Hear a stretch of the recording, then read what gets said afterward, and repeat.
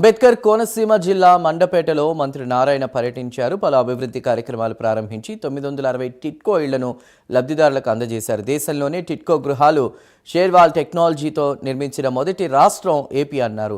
మండపేటలో ఇప్పటికే ఎమ్మెల్యే వేగుల జోగేశ్వరరావు ఆధ్వర్యంలో 4060 మందికి ఇళ్లనిచ్చారని, ఇప్పుడు మరో 960 మంది లబ్ధిదారులకు గృహాలను అందజేశామన్నారు మంత్రి నారాయణ.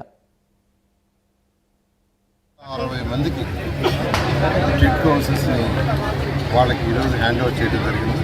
నేను మండపేట శాసనసభ్యుని ప్రత్యేకంగా అభినందిస్తున్నాను. ఎందుకంటే 2014-19లో 7 లక్షల హౌసెస్ ఈ రాష్ట్రానికి శాంక్షన్ చేశాం. 5 లక్షల హౌసెస్కి అడ్మినిస్ట్రేటివ్ క్లియరెన్స్ తీసుకుని 4 లక్షల చూసారా దీని యొక్క వాల్యూ 38,000 కోట్లతో ఆ రోజు గౌరవనీయ ముఖ్యమంత్రి గారు శాంక్షన్ చేశారు, చంద్రబాబు నాయుడు గారు. అయితే గత ప్రభుత్వం ఈ టిట్కో హౌస్ మొత్తాన్ని నిర్మాణం చేసింది.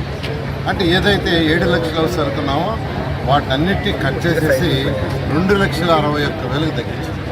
మరి ఆ 2,61,000 చేసిందంటే అవి కూడా చేయలేదు. నామకే వాసి మొదలుపెట్టి